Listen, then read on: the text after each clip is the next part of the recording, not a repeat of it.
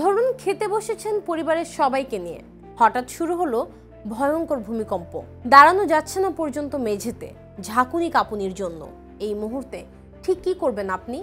দৌড়ে ঘর থেকে বের হয়ে যাবেন সবাইকে নিয়ে, মেঝেতে শুয়ে পড়বেন, নাকি সৃষ্টিকর্তার হাতে সব সঁপে দিয়ে ঠায় দাঁড়িয়ে থাকবেন সবাইকে জড়িয়ে ধরে? আজকে আমরা জানবো ভূমিকম্প চলাকালীন সময়ে কি করব আর কি করব না, ভূমিকম্পের আগে ও পরে করণীয় সমূহ, বাচ্চারা ভয় পেলে তাদের মানসিক সাপোর্ট কিভাবে দিব, আর ভবনের দেয়ালে ফাটল দেখলে আমাদের করণীয় কি। United States Geological Survey USGS ও FEMA Federal Emergency Management Agency এবং রেড ক্রসের বিশ্বব্যাপী ব্যবহৃত অফিসিয়াল ভূমিকম্প সুরক্ষা নির্দেশনা অনুযায়ী ভূমিকম্পের সময় সবচেয়ে কম সময়ে সর্বনিম্ন ঝুঁকিতে থাকার বৈজ্ঞানিকভাবে পরীক্ষিত পদ্ধতি হল drop, cover, hold. Japan, New Zealand, চিলির মতো যেসব দেশে ভূমিকম্প বারবার হয়, সবার কাছে এটি একটি স্ট্যান্ডার্ড প্রোটোকল। এখানে ড্রপ অর্থাৎ মাটিতে বসে পড়ুন। ভূমিকম্প চলাকালীন সময়ে আকস্মিক দৌড়াদৌড়ি না করে মাটিতে শক্তভাবে বসুন, যাতে ধাক্কা দিলে পড়ে গিয়ে আঘাত না পান। কভার অর্থাৎ মাথা ঢেকে ফেলুন। ডেস্ক বা টেবিল থাকলে তার নিচে ঢুকে পড়ুন। কিছু না থাকলে হাত দিয়ে মাথা ও ঘাড় ঢেকে ঘরের ইন্টেরিয়র কর্নারের দিকে যান। ঘরের ইন্টেরিয়র কর্নার হলো ঘরের এমন কোণা যে জায়গাটা জানালার পাশে নয়, যেটা বাইরের দিকের দেয়াল নয়, বরং ঘরের ভেতরের দুই দেয়াল যেখানে মিলেছে, যেখানে গ্লাস, ভারী আসবাব বা বাইরের দিকের খোলা অংশ নেই, এমন কোণার দিকে সরে যান। হোল্ড অর্থাৎ ধরে রাখুন। টেবিল বা যেটার নিচে আছেন সেটাকে শক্ত করে ধরে রাখুন, যাতে নড়াচড়া হলে সাপোর্ট পান। যদি ঘরের ভেতরে থাকেন তাহলে বাইরে দৌড় দেবেন না, জানালার কাছ থেকে দূরে থাকুন। ফ্যান, গ্লাস, শোকেসের মতো জিনিস থেকে দূরে থাকুন। এমন সময় গ্যাস স্টোভ বা ওভেন বন্ধ করার চেষ্টা করবেন না। ভূমিকম্প চলাকালীন সময়ে গ্যাসের দিকে যেতে চাওয়া আরও ঝুঁকিপূর্ণ। যদি বাইরে থাকেন সেক্ষেত্রে ভবন, মানুষ ও ইলেকট্রিক পোল থেকে দূরে সরে যান। খোলা জায়গায় দাঁড়ান। গাড়ির ভেতরে থাকলে থামুন, কিন্তু ব্রিজ, ফ্লাইওভার বা ওভারপাসের নিচে থামবেন না। লিফটে থাকলে লিফটের বোতাম টিপে পরের তলায় নেমে পড়ুন। মনে রাখতে হবে, ভূমিকম্পের সময় লিফট ব্যবহার করা যাবে না।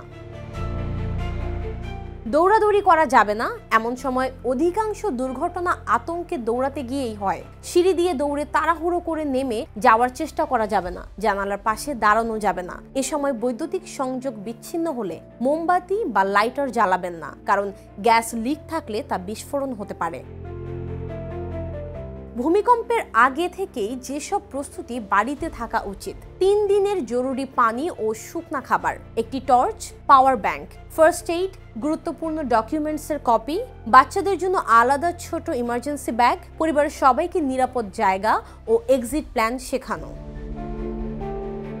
প্রথমেই গ্যাস, পানি, বিদ্যুতের লাইন চেক করুন। গন্ধ পেলে বা সন্দেহ হলে সব বন্ধ করুন এবং বাইরে বেরিয়ে যান।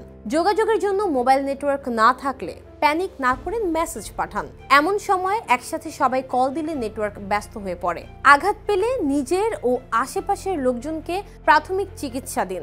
ভবনের অবস্থা সন্দেহজনক মনে হলে বাইরে থাকুন। অল্প ক্ষতিও বড় বিপদের ইঙ্গিত হতে পারে।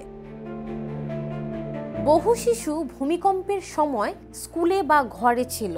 অনেকে ব্যথা পেয়েছে, আবার আতঙ্কে কেঁদেছে।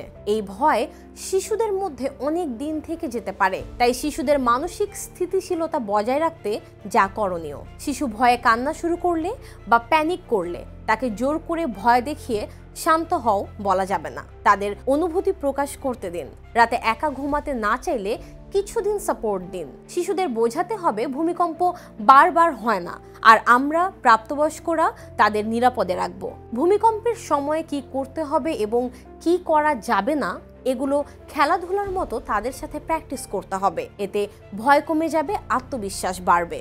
শিক্ষকরা যা যা করতে পারেন: ক্লাসে রুটিন করে 5 মিনিটের আর্থকোয়েক সেফটি ড্রিল করানো, যেখানে শিশুরা ড্রপ, কভার, হোল্ড অনুশীলন করবে। ক্লাসে এই বিষয়ে শিশুদের খোলামেলা কথা বলতে দেওয়া এবং যারা প্রচণ্ড ভয় পেয়েছে তাদের জন্য স্কুল কাউন্সিলর বা মনোবিজ্ঞানীর সাহায্য নেওয়া। এবার জেনে নেই দেয়ালে ফাটল ধরলে কি করব আর কোন ধরনের ফাটল কতটা বিপজ্জনক। দেয়ালে পাতলা ফাটল বা চুলের মতো ফাটল হলে তা হেয়ারলাইন ক্র্যাক। এটি সাধারণত দেয়ালের প্লাস্টারের সমস্যা। এটি খুব বিপজ্জনক নয়, তবে ছবি তুলে রেকর্ড রাখুন এবং কোনো ইঞ্জিনিয়ার বা স্থপতিকে দেখান। এরপরে আছে ডায়াগোনাল বা তির্যক ফাটল। সাধারণত জানালা বা দরজার পাশে এই তির্যক ফাটল দেখা যায়, যা স্ট্রাকচারাল দুর্বলতার ইঙ্গিত। এক্ষেত্রে দ্রুত স্ট্রাকচারাল ইঞ্জিনিয়ারকে ডাকতে হবে এবং এরকম ভবনের ভেতরে না থাকাই ভালো। নির্মাণ প্রযুক্তির ভাষায় structural crack or deep penetrating crack, যা বাংলায় গভীর ফাটল বা হাত ঢোকানো যায় এমন ফাটল। এটা খুবই বিপজ্জনক। এই ধরনের ফাটল সাধারণত দেয়ালের ভিতরে কংক্রিট, রড বা স্ট্রাকচারের ক্ষতির ইঙ্গিত দেয়। এরকম হলে তাৎক্ষণিকভাবে ভবন ছাড়ার প্রস্তুতি নিন। অবিলম্বে একজন প্রফেশনাল ইঞ্জিনিয়ারকে কিংবা সিটি কর্পোরেশন বা রাজুক সার্টিফাইড ইঞ্জিনিয়ারের শরণাপন্ন হয়ে মূল্যায়ন করান। এক্ষেত্রে আইইবি বা institute of engineers Bangladesh, RAJUK authorised structural engineer অথবা স্থানীয় সিটি কর্পোরেশনের ভবন নিরাপত্তা বিভাগে যোগাযোগ করুন। ভূমিকম্প আমরা থামাতে পারি না, কিন্তু সঠিক জ্ঞান, সময় মতো সিদ্ধান্ত আর পূর্ব প্রস্তুতি জীবন বাঁচাতে পারে। আমরা ভয় না পেয়ে প্রস্তুত থাকলে ক্ষতি অনেকটাই কমানো সম্ভব।